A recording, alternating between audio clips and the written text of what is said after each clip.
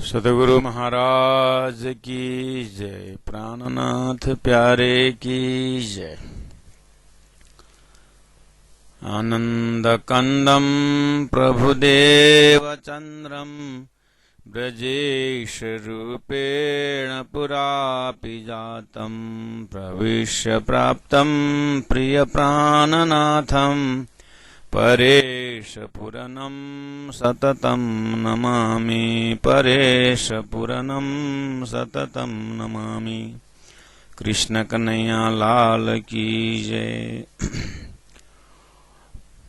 परम आदरणीय तारतम्य गीता प्रेमी के सुंदर साज से अनुरोध है, हम अब लगभग दूसरा अध्याय का किनारा तक आ चुके हैं।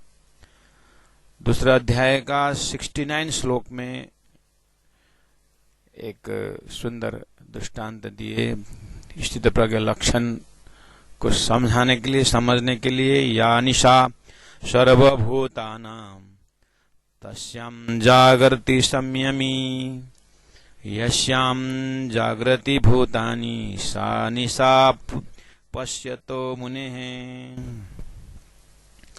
तो यहाँ या निशा सर्वभूतानां, यानी जो चीज जो रात्रि है, सर्वभूतानां प्राणियों के लिए जो रात्रि के समान है, तस्याम संयति जागृति, वो जो संयमी व्यक्ति के लिए, वो उनके लिए जो रात्रि के समान है, उसको उसमें जग जाते हैं, उसके लिए वो दिन हो जाता है। स्थूल नक्शा। विशेष बात पकड़ने के श्लोक में ये चीज है कि विशेष सांसारिक मनुष्यों ने जो दिन रात जो भोग्य वस्तु में, भोग में ज्यादा समय निकाला, संग्रह में, उनको उसी में दिन दिखता है। और उसी का दिन देखना मतलब उसी का महत्व, उसी को, जिस मनुष्य की बुद्धि जिसमें महत्व देखता है उसी में तो मेहनत करता है। तो संसारी व्यक्ति संसार में, संसार के कार्यों में इतना जो है बड़े सावधानी दिखाते हैं, निपुणता दिखाते हैं, और तरह तरह के कला कौशल वो सीखते हैं, समय लगा रहे, सारा मेहनत, तरह तरह के आविष्कार करते हैं, विज्ञान की पहुंच उसी में है। और इस तरह से लौकिक उन्नति के लिए सांसारिक वस्तुओं को बड़ी महिमा भी गाते हैं, और ऐसा लगता है कि सदा जीवित रहकर उस सुख को उपभोग करें, इसलिए तपस्या करते हैं, लॉन्ग आयु। उतना ही नहीं, अब देवताओं को उपासना करके, सरस्वती को पूजा करके विद्या एकदम लेने के लिए सरस्वती की साधना करते हैं, विद्या प्राप्त करना और संसार में यश बढ़ाना। और हनुमान जी का हनुमान चालीसा करके स्वास्थ्य को बढ़ाना, लक्ष्य देखिए। आखिर जितना भी स्वास्थ्य बढ़ाओ, अंततः गत्वा उसका क्या है? अंततः गत्वा तो स्वास्थ्य तो अपना, उसका प्रकृति का है, वो तो अपना करेगा ही। ये एक प्रकार का ये भ्रम जो है, ये स्थित प्रज्ञा में नहीं रहता है। उनके लिए दिन है, ये जिस चीज को महत्व दिया है संसारी वालों के लिए दिन है। देवी देवताओं को पूजा अर्चना करके स्वर्ग उपभोग करना, इवन स्वर्ग तक का अपना लक्ष्य बना करके संसारी व्यक्ति पुण्य के द्वारा संसार में भोगने पूरा नहीं हुआ तो स्वर्ग में भी जाके भोगेंगे। वो इतना महत्वाकांक्षी जो है, ये क्यों? वो ऐसा उनके हृदय में कामना है। स्थित प्रज्ञ लक्षण के विषय में ये उनके लिए बिल्कुल रात्रि है। अज्ञानी है ये। या निशा सर्वभूतानाम। और जो संसारी व्यक्ति के लिए कामना रहित कर्म करना उनको रात्रि है, अंधकार जैसा लगता है। कामना बिना भी कोई कार्य करता है, उनको रात्रि लगता है। और ऐसे में किसी तरह लगता है दिन लगता है उनको, इतना आनंद आता है फलाकांक्षा बिना सेवा करना। इसलिए रास्ता ही कुछ उल्टा है। तो तारतम्य गीता में कहना पड़ता है, यही एक उदाहरण सिस्टम दिया हुआ है कि ऐसी आत्माएं, महान आत्माएं जो ब्रह्म सृष्टि का लक्षण है। ब्रह्म सृष्टि की सुरताएं प्रवेश होने के लिए जीव का लक्षण पहले से ऐसा बता दिया है।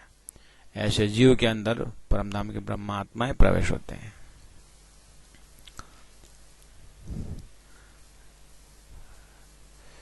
तो यस्याम जागृति भूतानि सा निशा पश्यतो मुने। तो यहां तक हमने चर्चा कर चुके हैं। आज हमारा इसका पूर्णाहुति है दूसरा अध्याय का, जिसमें अब 3 श्लोक हम चिंतन करते हैं।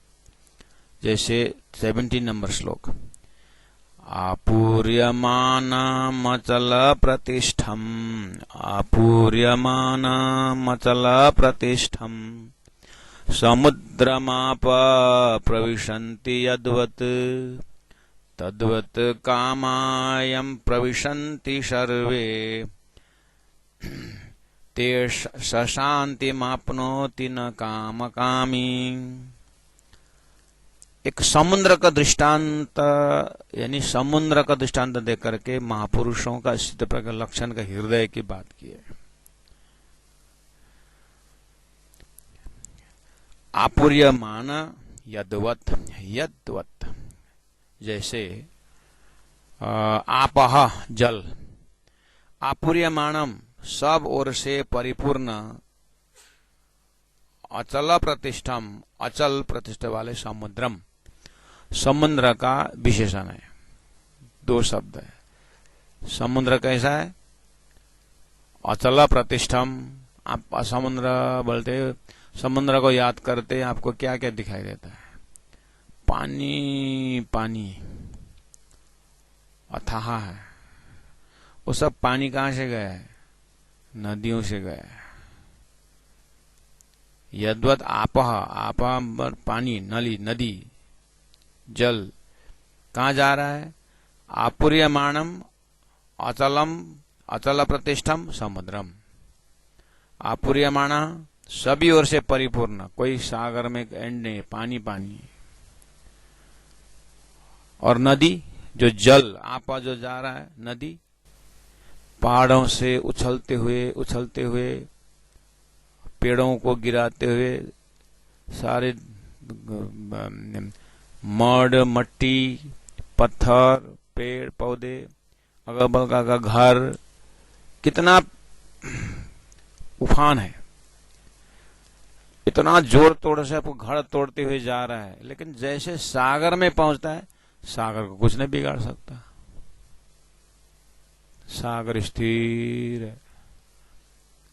एक नदी है, चारों ओर से नदियां हैं, लेकिन सागर पहुंचे, सागर की जो स्थिरता है, सागर का जो आपूर्यमानम है, उसमें पूर्ण करना नदी का कुछ नहीं है। इतने नदी बढ़ के जाए सागर में 1 इंच बढ़ता है? नहीं बढ़ता है, वो यथावत है। नदी सूखे और सागर का पानी कम हो, ऐसा भी नहीं। और अचल प्रतिष्ठम, वो उसमें चंचलता है नहीं सागर। नदियों को धक्का मारने से सागर हिले, ऐसा नहीं है। सागर अपने मस्ती में। ये बहुत सुंदर उदाहरण देकर के क्या बोल रहे हैं, जिस तरह से नदियां पहाड़ तोड़ते हुए जा रहे हैं, ऐसे ही ये कामना, इच्छा, ममता, अहंकार आदि जो है ना, इस तरह से बह के आता है, और वो पेड़ को गिराता है, पहाड़ को तोड़ता है। ऐसे आदमियों का कामना युक्त पुरुषों का पूरा अंतस्करण हिलाते हुए, तोड़ते हुए, गिराते हुए ये चलता है। लेकिन स्थित प्रज्ञा रूपी, सागर रूपी स्थित प्रज्ञा लक्षण के हृदय में अगर ये देखेंगे तो उसका हृदय कुछ नहीं बिगाड़ सकता। वो शांतो हम शिवम। स्थित प्रज्ञा लक्षण का हृदय, स्थित प्रज्ञा का लक्ष्य इतना बड़ा होता है, हृदय सागर की तरह रहता है। कंप्लीटनेस, ये इच्छा चाहना बाहर संसार में निकलते समय कुछ नहीं बिगाड़ सकता है। ये कंप्लीटनेस होता है। तो आपूर्यमानम अचल प्रतिष्ठम समुद्र का एग्जेक्टिव। समुद्र, समुद्रम आपः प्रविशन्ति यद्वत्, जैसे, आगे तद्वत्, वैसा ही, आगे क्या, कामायम प्रविशन्ति सर्वे, संपूर्ण कामना वगैरह जाता है, उस स्थित प्रज्ञा लक्षण को हृदय में ठोकता है, लेकिन कुछ नहीं बिगाड़ सकता, ये रिटर्न आता है। उसको कुछ, उनका हृदय को हलचल कर ही नहीं सकता है। ये स्थित प्रज्ञा लक्षण है। कामायम प्रविशन्ति, प्रवेश करता है, सर्वे, सब, लेकिन स शांति आपनोति, लेकिन उनको शांति को कभी भंग नहीं करता है, शांति को भंग कर ही नहीं सकता है। प्रविशन्ति तद्वत् सर्वे कामः यम, जिस स्थित प्रज्ञा पुरुष में किसी प्रकार का विकार उत्पन्न बिना ही प्रविशन्ति, अंदर प्रवेश करता है, कामना स शांति आपनोति। वो स मतलब उस वही पुरुष परम शांति को प्राप्त करता है। अर्थात कामना संसार है, यहाँ काम, क्रोध, लोभ, मोह, छल, कपट, ईर्ष्या, द्वेष नहीं है, ऐसा नहीं बोलते। सृष्टि उसी से बनी हुई है, लेकिन इसी सृष्टि के अंदर ये जो स्थित प्रज्ञा लक्षण ब्रह्म ज्ञानी जो है, वो ब्रह्म ज्ञानी के हृदय में वो जाता है, लेकिन कोई असर किए बिना ये कहां से कहां निकल जाता है, स्थित प्रज्ञा हिलता नहीं। इतना समझ और इतनी गहराई का उनका चिंतन रहता है स्थित प्रज्ञा लक्षण। तो ये लक्षण जो है आप अब स्थिर रह करके अपने हृदय में जैसे देखेंगे, ऐसे परम शांति को यह बोला कामा कामिना। श्लोक में आपने देखा क्या बोले, आपूर्यमाणम अचल प्रतिष्ठम समुद्रमाप प्रविशन्ति यद्वत् तद्वत् कामायम प्रविशन्ति सर्वे स शांति मापनोति। स्थित प्रज्ञा लक्ष्य, ऐसे व्यक्ति कामना अंदर जाता है लेकिन अंदर हिलाता नहीं है, वो शांति न आपनोति, वो शांति प्राप्त करता है। लेकिन जिसके हृदय में कामना है, जिसके हृदय में वासना है, जिसके हृदय में लोकाशक्ति है, जिसके हृदय में संसार उपलब्धि का अज्ञान है, इसलिए वो है कामी न आपनोति, वो ऐसा शांति प्राप्त नहीं कर सकता है। तो शांति किसके हाथ में है? उन स्थित प्रज्ञा के लक्षण में है, उसके हाथ में है। वो शांत से रहता है। जैसे सागर हजारों नदियां जा करके उनके हिलाने के प्रयास करे, उसको कम करने का, ज्यादा करने का उपाय करे, नहीं होता है। ऐसे ही स्थित प्रज्ञा लक्षण का कामना, माया का काम, क्रोध, लोभ, मोह असर करने के लिए अंदर जाए, उनको न कामी बना सकता है, न क्रोधी सा बना सकता है, न लोभी बना सकता है। वो जो है शांत चित्त से, वो कुछ असर नहीं कर सकता है उसको। ऐसा लक्षण जो है सागर का दृष्टांत दे करके। तारतम्य गीता प्रवचन में हम गीता का इस स्वभाव को, इस ज्ञानियों का ऐसा स्वभाव बहुत आनंद लगता है। इसके लिए उदाहरण में हम बहुत बार ले चुके हैं, दे चुके हैं। उपनिषद का अन्य जो उपनिषदिक ग्रंथ है, वहां पर इसी चीज को समझाने ढंग में ऐसा कहा है कि जैसे घोर नींद में सोया हुआ व्यक्ति जो है, सोने का ढेर लगा दिए, उसको कुछ असर नहीं करता। कामना में साक्षात कामना वाला खड़ा भी हो गया, उससे सोया हुआ व्यक्ति कुछ नहीं बिगाड़ सकता। उसको अपमान करो तो भी वो कुछ को पता ही नहीं है, और पूरा उसको प्रशंसा करो तो भी उसको कुछ नहीं बिगाड़ सकता। सोया हुआ व्यक्ति आप देखिए उसको, लेकिन अज्ञान निंद्रा में सोया हुआ है। अब ये इसी दृष्टांत को अगर न सोला करके जगा दो लेकिन ज्ञान भर दो, वास्तविकता का ज्ञान भर दो, वो उसका नाम है स्थित प्रज्ञा। जिस तरह से सोया हुआ व्यक्ति में न कामना असर कर सका, न उसके ऊपर प्रशंसा असर कर सका, न उसको निंदा असर कर सकता, न स्वादिष्ट भोजन उसको असर कर सका, नहीं क्या ना? ऐसे ही स्थित प्रज्ञा ज्ञानी कुछ असर नहीं करता है, लेकिन फर्क है क्या? वो तो सोया हुआ ज्ञान में उसकी बात है, लेकिन ये तो सोया नहीं है। ये बिल्कुल देख रहा है लेकिन असर नहीं करता है उसको। उसकी जो अंदर की शांति जो है, वो शांति को वो कुछ बिगाड़ नहीं सकता है। उदाहरण से बहुत सुंदर ढंग से समझा। अब इसको और पुष्टि दे रहे हैं श्लोक नंबर 72 में, हम देखेंगे। 71 में हमने देखा ना, सॉरी 70 में हमने देखा इस तरह, आपूर्यमाणम अचलम प्रतिष्ठम। सागर बोलते ही प्यारे सुंदर साथ भक्तजन महानुभाव हमें कंप्लीटनेस फीलिंग होता है। इसीलिए गीता में भी समुद्रम को उदाहरण देकर के पानी का भंडार, जो अपने शांति के भंडार में स्वयं है, जो अपने आप आनंद के भंडार में है, उसको कौन सी संसारी वस्तु आनंदित कर सकता है? आप बताइए। आनंद प्राप्ति के लिए, सुख प्राप्ति के लिए तो अज्ञानी इधर भाग रहा उधर भाग रहा है और संसारी वस्तु प्राप्त करके आनंद का महसूस कर रहा है, और उसको उसमें बाधा पहुंचा तो झगड़ा कर रहा है और अशांति फैला रहा है। स्वयं में अशांति, सामने में अशांति, ये कामी की बात है। स्थित प्रज्ञ लक्ष्य ठीक उल्टा अपने आप को कंप्लीटनेस है, उसका कोई कामना भी नहीं। तो इसका मतलब वो देखता नहीं, खाता नहीं है, सब कुछ खाता है, मतलब सब कुछ मतलब भोजन करता है, लेकिन भोजन में आसक्ति नहीं है। कुछ इनका जीने का कला, जीने का ढंग।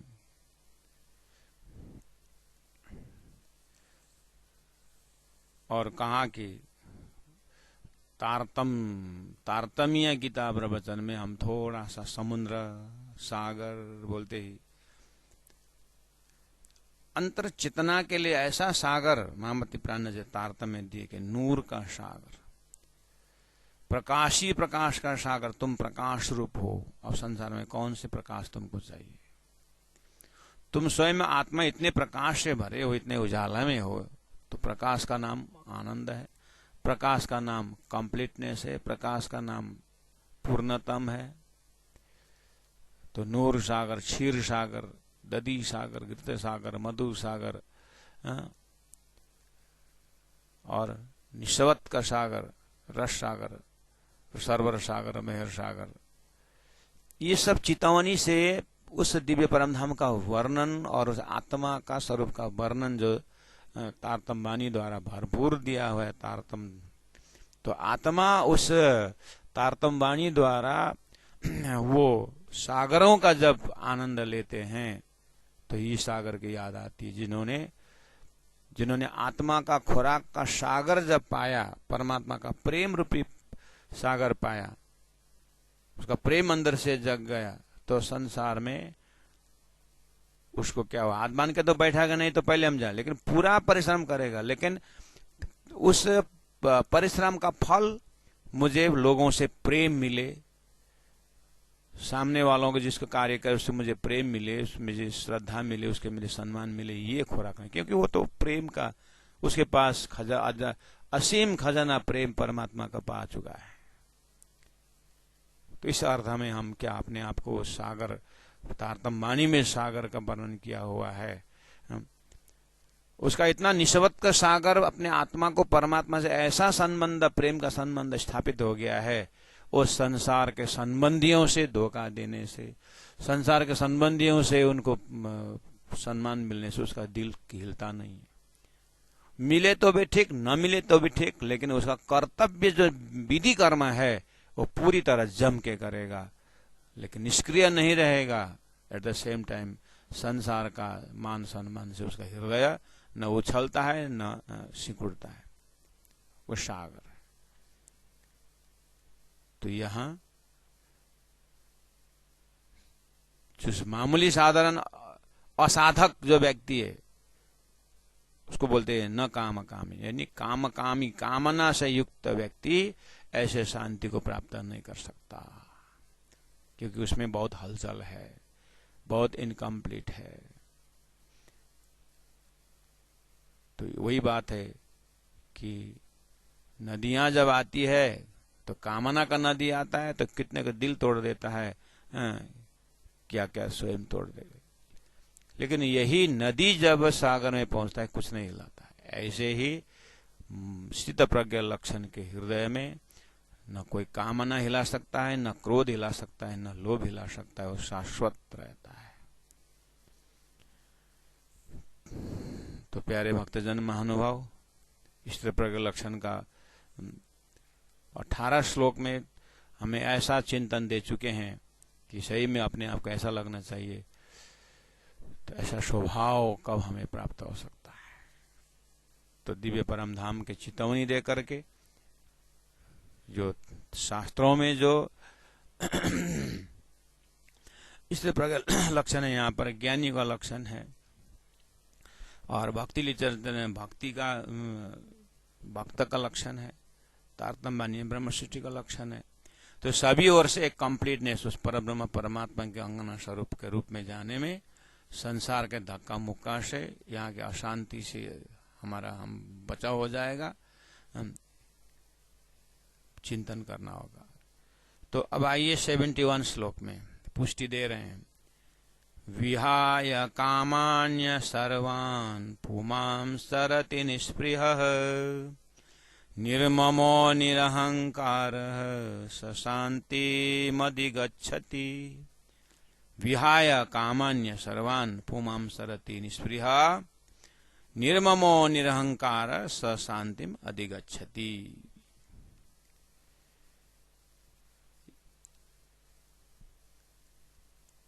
कहा पुमान, पुमान मतलब पुरुष यानी साधक, यह जो, कामान प्लस यह जो पुरुषः, पुरुष अर्थात पुमान वो पुरुष साधक, सर्वान् कामान विहाय, सर्वान् कामान विहाय, पहले ही चरण में विहाय कामान्य सर्वान, संपूर्ण कामनाओं को परित्याग कर दिया है। परित्याग कर उसके बाद निर्ममो निरहंकार, निर्मम है ममता रहित है, निरहंकार अहंकार रहित है, और पहले निष्प्रिया, स्प्रिया रहित है। तो अब क्या होगा? इस निष्प्रिया चरति, ये क्वालिटी से वो संसार में विचरता है, उसको क्या होगा? स शांतिम अधिगच्छति, वो शांति प्राप्त करता है। स्थित प्रज्ञ लक्षण देखिए कितना सुंदर है। विहाय कामान्य सर्वान् पुमां सरति निःस्पृहः निर्ममो निरहंकार स शांतिम अधिगच्छति।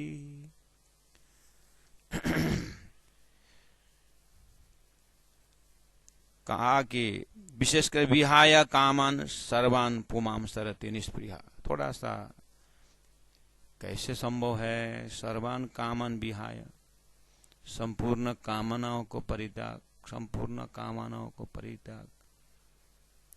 ये महापुरुष, ये स्थित प्रज्ञ, ये ब्रह्म सृष्टि, ये परमधाम की आत्माएं, तो ये लक्षण कैसे? विहाय कामान्य सर्वान्। तो थोड़ा सा दिमाग लगाएंगे। कामान वास्तव में, कामना जो है ना, कामना इच्छा कामना बोलते हैं ना।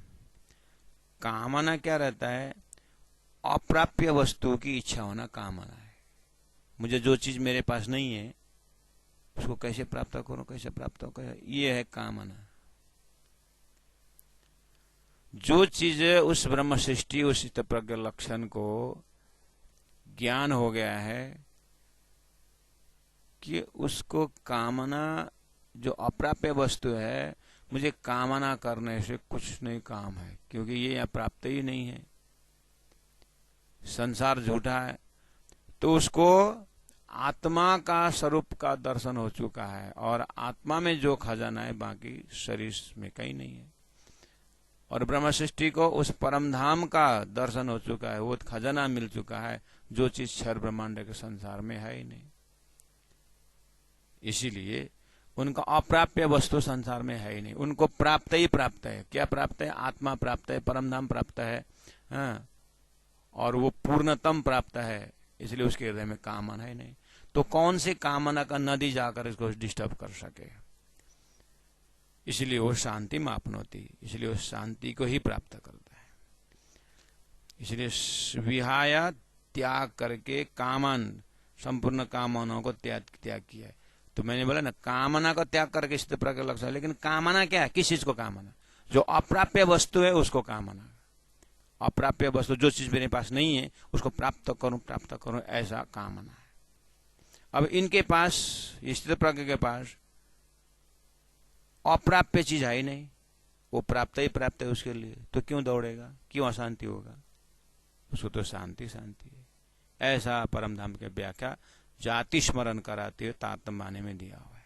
गीता में कम से कम अप्राप्य वस्तु को कामना का परिभाषा तो दिया, और कहा कि आत्मा होने से बुद्धि कामना कर रही है। उसको तो आत्मा मिल गया, स्वयं तो आत्मा मिल गया, उसको आनंद का भंडार मिल गया, तो उसका बुद्धि क्यों कामना में दौड़ेगी? उसका मन क्यों चंचलता विचलता में दौड़ेगा? उसका इंद्रिय क्यों दौड़ेगा? वो तो शांत ही शांत है। ऐसा लक्षण है। बिल्कुल बैक टू पेविलियन है, अपने सोर्स में लौटने का बात है। उसको बोलते हैं कामना। और वही स्थित प्रज्ञ लक्षण जो सब कामनाओं को त्याग कर देता है। कामनाओं को त्याग इसलिए उसको जरूरत ही नहीं है, वो स्वयं में आनंद है, कोई चीज प्राप्त करके तो फिर कामना होता नहीं है, ऐसी बात है। अब उसका कामना क्या है? वो स्वार्थ के लिए कुछ है ही नहीं, उसके अंदर जरूरत ही नहीं है। लेकिन शरीर है तो कुछ कर दें। अब ये बचा हुआ समय जो है बिना कामना वो सेवा करता रहेगा, सेवा करता रहेगा, सेवा करता रहेगा। अब ये भी नहीं कि सेवा का फल मिले, उसका वो भी जरूरत नहीं। सेवा का फल मिले भी कामना है, उसको जब कामना का ही परित्याग किया, अब तो उसको सागर की लहर की तरह अपने आप सेवा हो जाता है, उसको उसमें भी ध्यान नहीं रहता।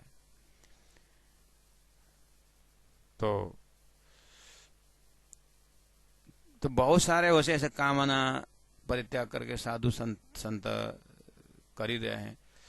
लेकिन साधु संत के पास भी क्या होता है? शरीर निर्वाह के लिए तो चाहिए, करके बोलता है। फिर वृद्धावस्था में तो फिर थोड़ा बहुत हमने संसार तो त्याग दिए हैं, लेकिन अब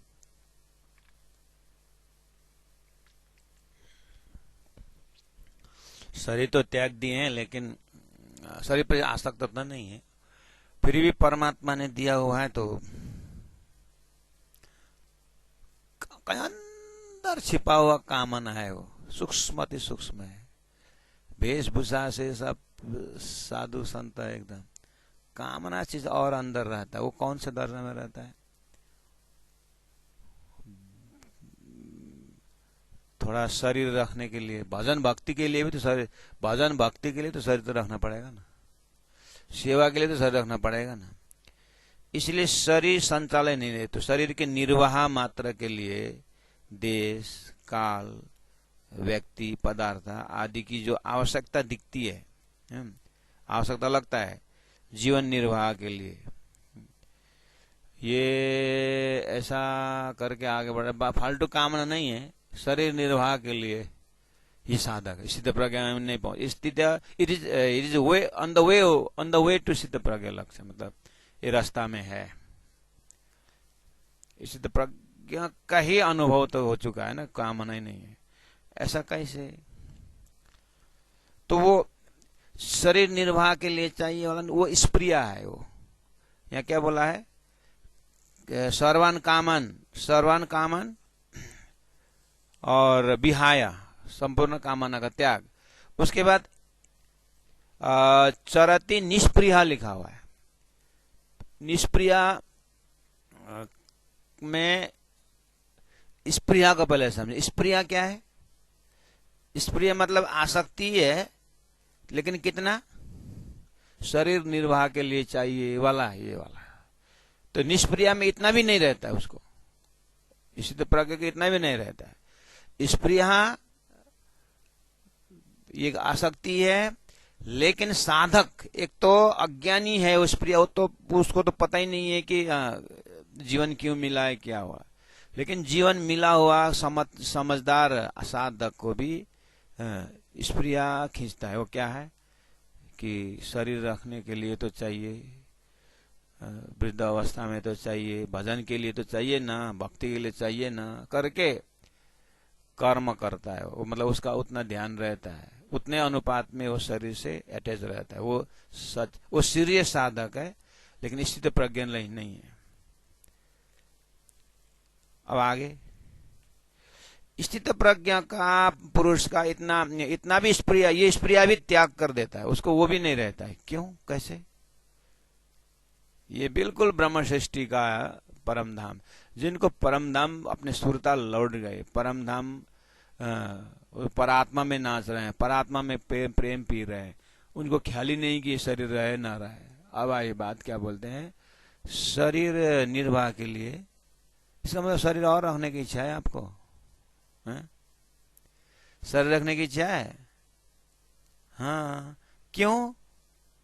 शरीर से अब परमात्मा दिया हुआ शरीर से भजन करना, इसका मतलब भजन करते रहो। अभी तुम्हें भजन का फल नहीं लगा है, मतलब इसको चीज प्राप्त हो चुका है स्थित प्रज्ञा को। उसको भजन करके शरीर, मतलब कुल मिलाकर शरीर रख करके उसको भजन करने की जरूरत नहीं है। उसके शरीर का भी मतलब नहीं है, मतलब ऐसा शरीर रहे। देखो, शरीर रख करके क्या प्राप्त करना है? साधक को पूछो, ब्रह्म प्राप्त करना है। उसको ब्रह्म प्राप्त हो चुका है स्थित प्रज्ञा, उसको शरीर क्यों रखेगा? हो, ये जगह में तारतम द्वारा देखे प्राणज ने क्या किया, मैं तो अपनी दे रही तू वहीं राखे जीव। ये बिल्कुल निष्प्रिया, गीता का निष्प्रिया शब्द प्राणज के चौपाई में देखिए, उनके जीवनी में देखिए, मैं तो अपनी दे रही। अब आई बात, मैंने तो अपने को रखा ही नहीं, ये बिल्कुल निष्प्रिया। आप परमात्मा रखेंगे इसको, क्यों? अब ये तो ब्रह्म स्वरूप हो गया। अब संसार के जीवों को मुक्ति दिलाने के लिए अब ये स्थित प्रज्ञा को रखेगा। महामती प्राणज का स्वरूप रखा गया इस दर्जा में। आप इस जगह में आप ये गीता का निष्प्रिय शब्द, स्थित प्रज्ञा के प्रसंग में निष्प्रिय शब्द जो आ रहा है, वो कामना तो है ही नहीं, उसको संसार फैलाना, यश फैलाना है ही नहीं। और अपने लिए थोड़ा बहुत भजन भक्ति के लिए थोड़ा देश काल परिस्थिति से वो जुड़े हुए थे, अब उसको शरीर भी रखना नहीं है, इसीलिए उसको वो भी नहीं रखता है, इस निष्प्रिय हो गया अभी ऐसा। तो इसमें से भी ऊपर उठा हुआ, हाँ, कितनी कैसी अवस्था है, निष्प्रिय।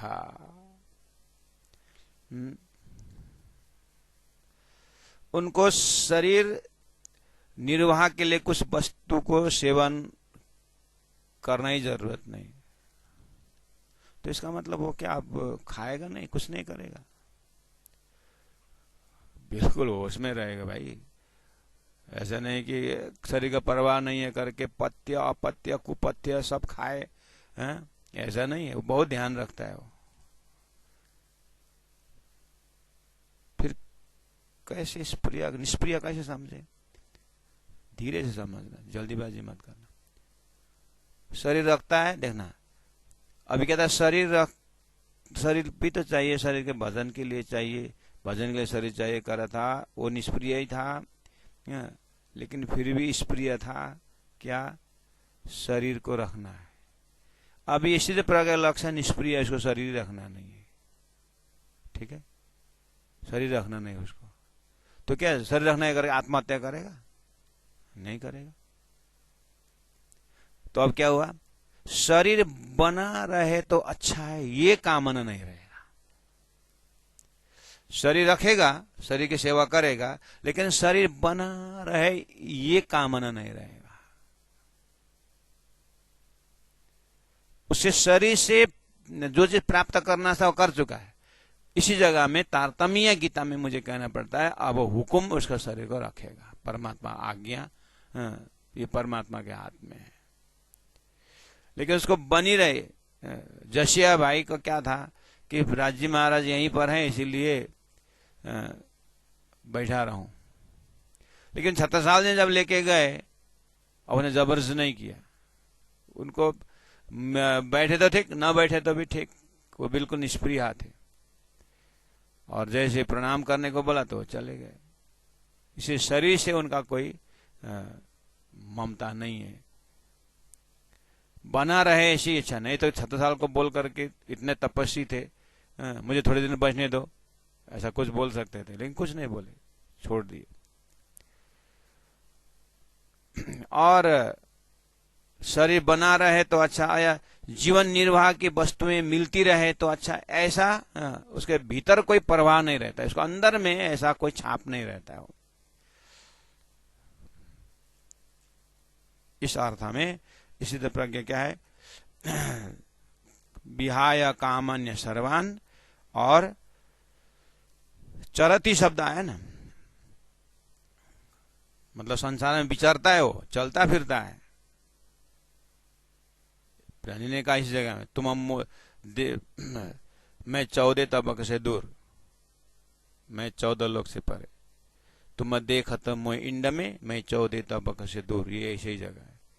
अंतर्गत ब्रह्मांड थे, लेकिन सदा साहेब के हजूर, वो अंदर से परमात्मा सिरराज जी के साथ रहता है। तो ब्रह्म सृष्टियों का लक्षण में ये लक्षण दिखाई देता है, निष्प्रिय शब्द का। तो अब हमारा होमवर्क क्या है? हमारे लिए अब क्या करना है? ये अवस्था जो प्राप्त करने का अपने को देखना है।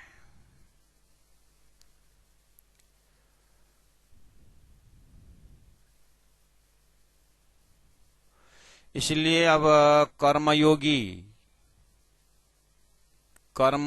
के द्वारा स्थित प्रज्ञा लक्षण, भक्ति योग के माध्यम से स्थित प्रज्ञा लक्षण, और ज्ञान योग से अब स्थित प्रज्ञा का लक्षण। कहीं से भी हो, किसी भी हो, सब प्रजाति यदा कामन होना ही सबको, कामना को त्याग करना ही होता है। कामना को त्याग किए बिना कोई भी लक्षण, कोई भी मार्ग अपनाओ, वो सफल होने वाला नहीं है। इसी तरह प्रज्ञा लक्षण आप कहीं से भी प्राप्त कर सकते हो, लेकिन कर्मयोगी हो तो फलाशक्ति को छोड़ना पड़ेगा। अगर भक्ति योग में हो तो पूरा परमात्मा का ही लीला करके समावेश होना पड़ेगा। अगर ज्ञानी से आप जा रहे हो तो अपने आप को बिल्कुल साक्षी भाव में खड़ा करना होगा। मोटा मोटी ये एक दर्जा हम हृदय में रख करके, बाकी तो इन सभी चीजों को होके निकलना पड़ेगा शास्त्रों के चिंतन मनन से। विहाय कामान्य सर्वान पुमां सरस्ति निष्प्रिय। अब दूसरा है निर्ममो निरहंकार। इसी प्रकार का लक्षण निर्मम। मम का अर्थ होता है ममत्व, निर्मम मतलब ममत्व भी नहीं है ऐसा। तो ममता का सर्वथा त्याग, ऐसा अंतस्करण।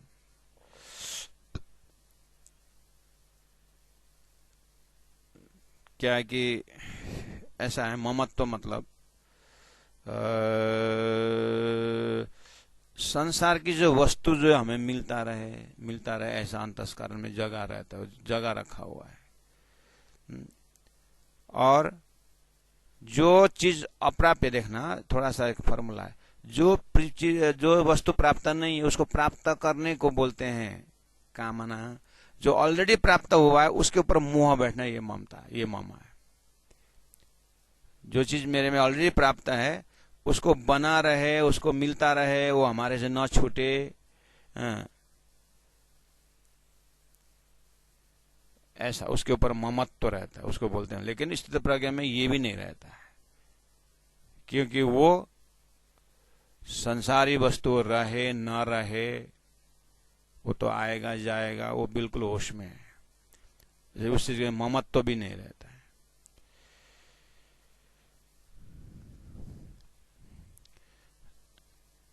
जैसे पैसा, ये आता है जाता है, आता है जाता है, आता है जाता है, वो एक जगह बैठता ही नहीं, घूमते रहता है। तभी से मेरे पास पैसे रहे करके पकड़ना सिद्ध प्रज्ञा लक्षण कहते हैं। वो क्यों पकड़ना है, वो जाता रहता है, आता रहता है। बहुत ही इसका, इसीलिए प्राणज ने कहा ना, उन ब्रह्म शिष्यों को मिले ना कहा संतान, जो बोले अंदर की दुनिया कुछ अलग है। इसीलिए निर्ममो और निरहंकार, अहंकार और निरहंकार मतलब अहंकार रहित। तो क्यों, कैसे? उसके पास विस्तृत प्रज्ञा लक्षण के पास जो शरीर है, जो इंद्रियां हैं, जो मन है, जो बुद्धि है, ये सभी आखिर किससे प्रकाशित हो रहा है? अहंकार कहाँ रहता? वो अहंकार ये अंतस्करण की ममत्व की भाषा है, मईपन का है। वो तो विस्तृत प्रज्ञा लक्षण तो प्रकाश से जुड़ा हुआ है, वो तो प्रकाश स्वरूप है। इसलिए प्रज्ञा लक्षण जो है, मैं प्रकाश हूं इसलिए मेरी बुद्धि काम कर रही है, मैं आत्मस्वरूप हूं इसलिए मेरा मन काम, ये मन काम कर रहा है। और अहंकार खेलने का जगह बुद्धि है। अब बुद्धि को प्रकाश करने वाला तो वो स्थित प्रज्ञा लक्षण का चेतन है। तो बुद्धि का जो अहंकारी धर्म जो है उस स्थित प्रज्ञा लक्षण का, वो तो पहले आगे सागर की तरह वो डूबा हुआ है, महान, उसमें कोई कमी नहीं है। तो क्यों उसमें क्यों उलझे रहेगा वो? इसलिए गीता में जो हमने देखा है, वो जो कच्छप का दृष्टांत लेकर के, कच्छप का दृष्टांत से गुनाहों का इंद्र तो खींच लिया है, लेकिन फिर क्या कहा? परम दृष्टवा करके कहा कि खींचा हुआ जो गुनाहों का इंद्रियों को परम दृष्टा मतलब परमात्मा में डुबा दिया है। बस तारतम्य क्या कर रहा है? संसार से खींचा हुआ गुनाहों का इंद्रियों को फिर क्या करो? परात्मा में देख करके परमात्मा में डुबा दो। अब परम दृष्टा हो गया। अब उसको उधर ही मतलब परमात्मा के भजन भक्ति और उसे प्रेम में डूबा हुआ है। अब ये संसार का उसको क्या अहंकार है कि वो तो भाषा भी संबंध छूट जाएगा। जैसे बड़े बड़े पढ़ाई पूरा करने के बाद, पढ़ाई मतलब बहुत हायर एजुकेशन लेने के बाद कोई बोलेगा कि आप एबीसीडी लिखो कर, कभी तो एबीसीडी को बोलने भी नहीं आता है उसको। ऐसे उनको अहंकार क्या चीज करके पूछेंगे तो वो अहंकार क्या है, किस चीज का अहंकार, किसको अहंकार बोलते, वो बात समझते नहीं है। वो बिल्कुल ब्रह्मानंद में डूबा चुका हुआ है। इसलिए ये जो अहंकार वगैरह, कोई काम करने बस अहंकार आ जाए, उसको ममत्व आ जाए, ये होश में नहीं है। अब ऐसे को तो स्थिति प्राप्त करके धनी ने कहा कि तारतम्य विवेचन में देख रहे हैं, बलदे आप खड़ी करी कारण अपने पियो, आपने तो मुझे हथियार बना के खड़ा कर दिया है, इसमें मेरा अपना क्या है? ये तो इंस्ट्रूमेंट का बन गया परमात्मा का। तभी इसको जो है संसार का स्वार्थी काम, वासना, क्रोध, ये जो है उसको आकर के कुछ असर करेगा ही नहीं, उसके अंदर वो घुस ही नहीं सकता है। तो इसको पुराणों में कथा आती है कि महादेव को, काम वासना को महादेव ने जला दिया। कृष्ण और कृष्ण भक्ति और शैवी भक्ति में उदाहरण देते हैं। हमारे भगवान ने, हमारे शंकर भगवान ने काम वासना को तो जला दिया बोलते हैं। कृष्ण भक्त करता है तुम्हारे भगवान ने जला दिया, हमारे भगवान ने तो नचा दिया बोलते हैं। काम वासना तो नचा दिया। जलाना कोई बड़ी बात नहीं है, नचा के दिखाओ, उठबस करवा दो ताकि वो जिंदा ही हाथ जोड़ के चले जाए और जीवन में हम वापस नहीं आएंगे, ऐसा बोला तो ये मुश्किल है। मारना तो क्या है, लोगों को मारना सरल है, लेकिन रुलाना कठिन है।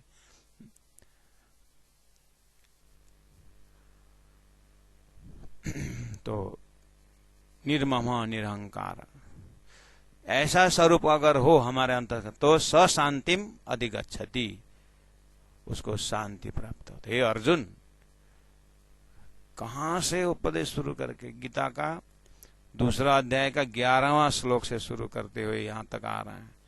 असोचनन्नो सोचस्तम प्रज्ञावादम सभास से गता सुन गता शंस नानु सोचंती पंडिता करके शुरू किया था।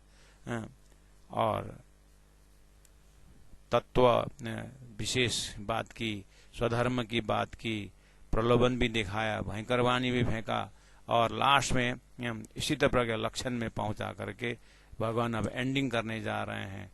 इसीलिए 11 से 30 अध्याय सांख्य योग की बात की, 30 अध्याय तक। इसका मतलब कितना, 18-20 श्लोक में बिल्कुल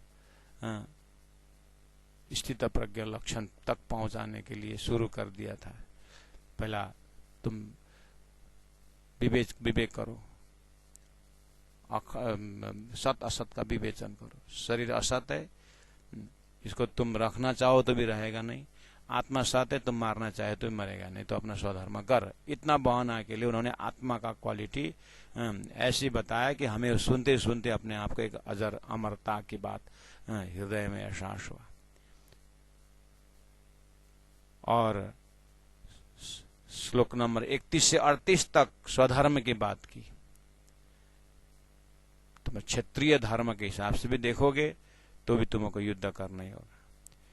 तो तुम उत्तिष्ठ जागृत था, फिर भी अर्जुन स्थित प्रज्ञ हुआ। फिर ऐसा लगता है कि उत्तिष्ठ तो सुतिष्ठ समझा, फिर तो सो जाना जैसा है, नहीं ऐसा नहीं। फिर तीसरा अध्याय शुरू होता है कर्मयोग का, फिर असली रूप। तो ऐसा देखते समय स्वधर्म की बात भी की, निष्काम कर्म योग की बात भी बताए, लेकिन थोड़ा सा ध्यान दे करके निष्काम कर्म योग भी ठीक है, कर्म करो फल की इच्छा ना करो ठीक है, लेकिन कर्म क्या करें ये चीज खुलसता नहीं है दूसरा अध्याय में। इसलिए फिर कृष्ण ही उसको कर्म योग में फिर स्पेशल कर्म के विषय में चर्चा करते हैं। है तो ये सांख्य योग है, लेकिन सांख्य योग संख्या गणना करते जाए तो उस गणना करने का ज्ञान योगी है। ये सांख्य मतलब ज्ञान योगी है, लेकिन आत्मा का गुण कितने हैं, शरीर का गुण कितना है, संख्या करते करते बारीकी से ऐसा भी इसका भाव निकलता है। उसके बाद 54 श्लोक से अभी ये 72 श्लोक में हम पहुंच चुके हैं। यहाँ पहुंचते पहुंचते तो भगवान ने स्थित प्रज्ञ का जो गुण बताया, स्वभाव बताया, और सुनते सुनते ऐसा लगा कि सही में स्थित प्रज्ञ लक्षण है। ऐसा कंप्लीट फिगर है कि हमें ध्यान द्वारा अपने अस्तित्व को जानना है। अब कहा कि ऐसा ब्राह्मी स्थिति पार्थ नैनम प्राप्य विमुह्यति स्थित्वास्यामन्त कालेपि ब्रह्म निर्वाणम ऋच्छति।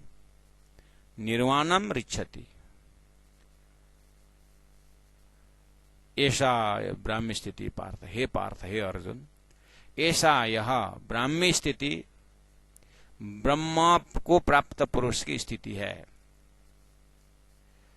ये नाम इसको प्राप्य न मुह्यति, ये स्थिति को प्राप्त करने के बाद व्यक्ति जो है, वो योगी जो है, वो कर्मयोगी मोहित नहीं होता है। न मुह्यति, वो संसार में शरीर में कहीं भी उसका मुह्यति नहीं रहता है, कहीं मोह नहीं रहता है। और कहां तक, अंत काले अपि अश्याम स्थित्वा ब्रह्म निर्वाणम ऋच्छति। अंत काले भी, अंतिम श्वास तक इसी ब्रह्म स्थिति में स्थित होकर वो ब्रह्मानंद को प्राप्त करता है।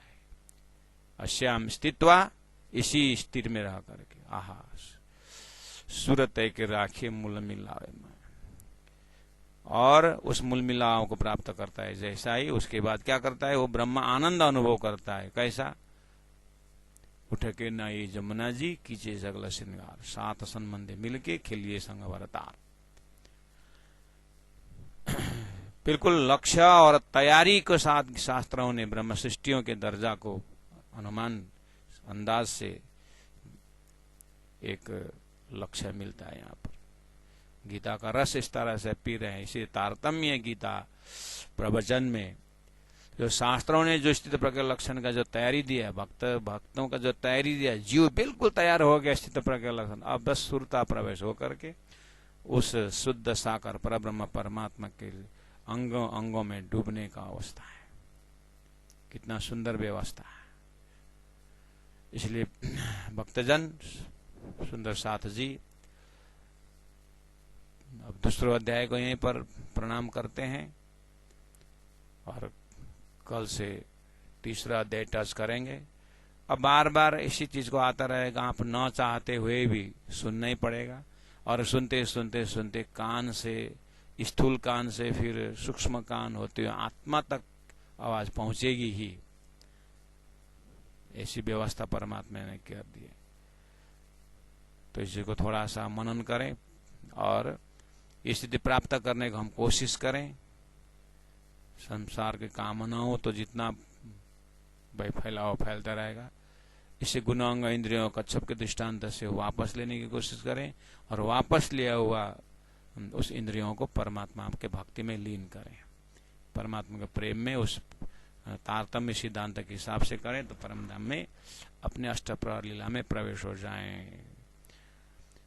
ओम तत्सत इति श्रीमद्भागवत गीतासु उपनिषत्सु ब्रह्म विद्यायाम योग शास्त्रे श्री कृष्ण अर्जुन संवादे सांख्य योगो नाम द्वितीय अध्याय। शांति शांति शांति। बोलो श्री प्राणनाथ प्यारे की जय। पूर्णमदः पूर्णमिदं पूर्णात् पूर्णमुदच्यते पूर्णस्य पूर्णमादाय पूर्णमेवावशिष्यते। प्रणाम सुंदर सा जी, प्रणाम। सदगुरु महाराज की जय। गुरु जी 108 मंगलदास जी महाराज की जय। गुरु जी 108 दीनदयाल जी महाराज की जय। प्रणाम।